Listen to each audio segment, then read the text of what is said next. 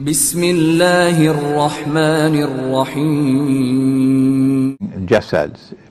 Is it at all possible to do so in the city? Or is it futile? Is there an antidote? If not, if done later? Well, I like your question, yeah. The hadith of Tamim al-Dari is that Dajjal will enter every town and every city, but he doesn't mention villages. My study of the subject of Dabbatul Ard, and you will get it from my book, Dajjal, the Qur'an, and Awwalul Zaman, in that book. But the new book, which I'm just finishing now, on Dajjal, the Qur'an, and the Jasad, I'm going to expand on Dabbatul Ard, or the creature of the earth. That Dajjal is using Dabbatul Ard as a formidable weapon in order to transform all of mankind into Jasads like himself. No, most people are not going to understand what is he talking about when he talks about a Jasad. Why? Because your Maulana out there sitting on the mimbar never teaches the subject. No. So how will you know? He talks about everything else, but he never talks on this subject. So how will you know what's a Jasad? Okay? I can't give another lecture on the subject, on the Jasad. But my book, which I'm now writing, which is almost finished, it will soon be on my website, inshallah. A Jasad is a body without a soul. Yeah. Malcolm X used to refer to them as the house slave. They are externally a slave and internally a slave. Different from the field slave. He's externally a slave, but he has his internal freedom.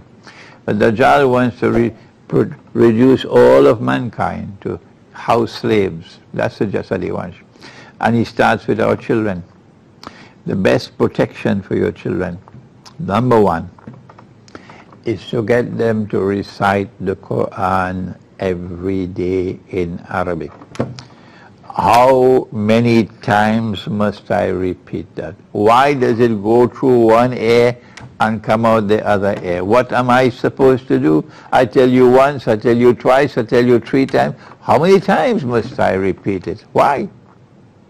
Allah did not send me in this world to keep on repeating 100,000 times to people who don't want to listen. Yeah? Better to spend my time to those who want to listen. Yes.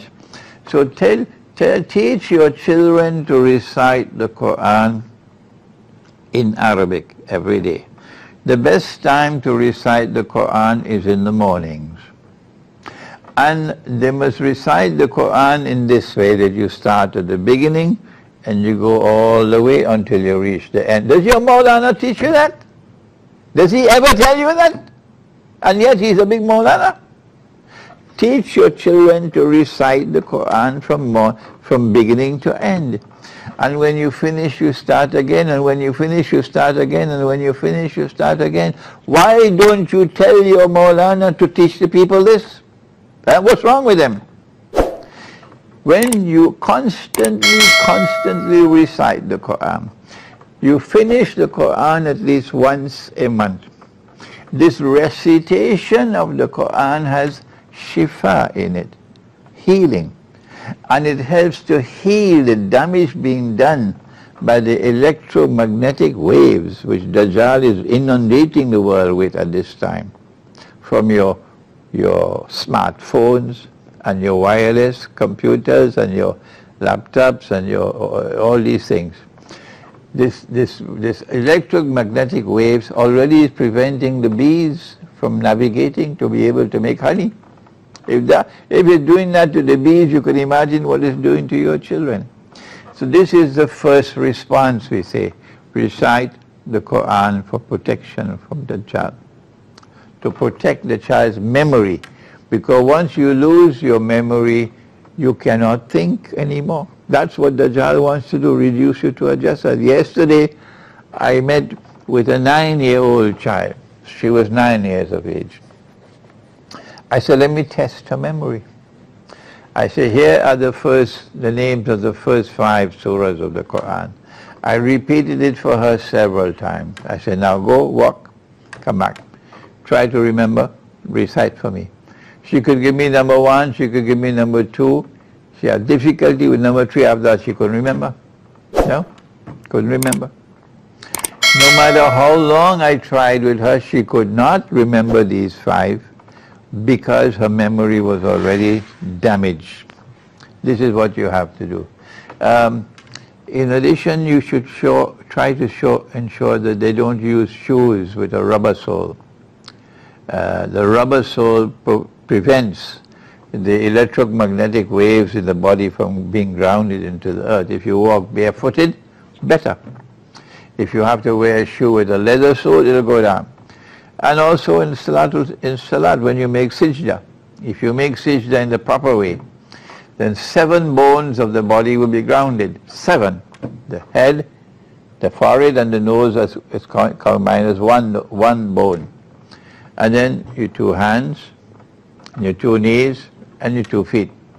So 7 bones of the body are grounded into the earth, so the electromagnetic waves are going to be seeping down. And Dr. Ibrahim Kazim, rahimahullah, may Allah have mercy on his soul, did important research on this subject. How do we protect internal freedom? If you want to protect the internal freedom that Allah gave to you, you have to maintain your integrity. How do you maintain integrity? Allah gave to this mission, to this ummah, a mission. You are a Muslim. Do you want to know what Allah asks you to do? Listen to what the Qur'an says. Allah has asked of you as a Muslim, Amar bil ma'aruf wa nahi anil munkar. Meaning, if it is right, stand up for it, regardless of the price you have to pay. You say, no, I can't do that. If I do that, my business will collapse. Yes. If I do that, they're going to say I'm a terrorist. If I do that, they put my name on a no-fly list. I won't be able to fly up to Miami. So how can I do that? You lost your integrity. That's right. When you lose your internal freedom and integrity, you're becoming a jasad. And Allah says, Nahi anil munkar. If it's wrong, if it's a lie like 9/11, if it is something unjust and oppressive, stand up against it. If the government comes with this bogus law that the girl cannot be married until she's 18, why is it that the only voice in Trinidad and Tobago who stood up powerfully against this rubbish was Satyanarayana Maharaj, the Secretary General of the Hindu Mahasabha? He was the only powerful voice in this country that stood up. Only Sat Maharaj, nobody else. So where is the integrity of the Muslims? You give a response like a watered down, diluted thing? No, stand up powerfully and speak. If it is wrong, if it is unjust, stand up against it. That is integrity. If you live like that, you will maintain your internal freedom. Next question.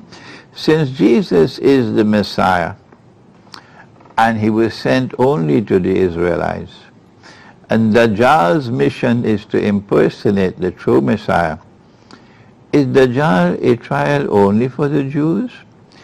Should non-Jews not be concerned by Dajjal, or only with Gog and Magog? No.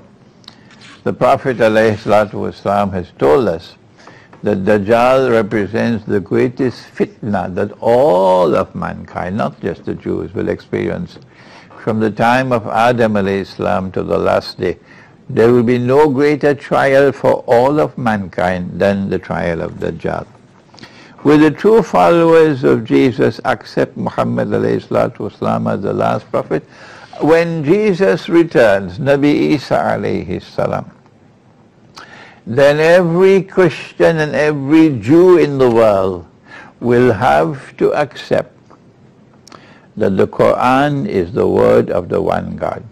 Everything in the Qur'an, they'll have to believe in it when he comes back.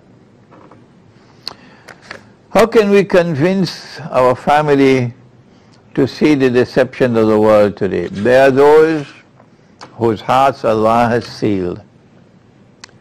So you can warn them and tell them and they'll never accept what you say because Allah has sealed their hearts.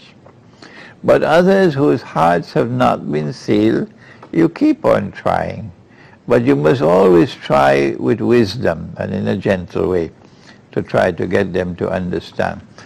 The answers are located in the Qur'an, not in CNN, not in your nightly news. So if you want to explain, if you want to convince, you have to take them to the Qur'an.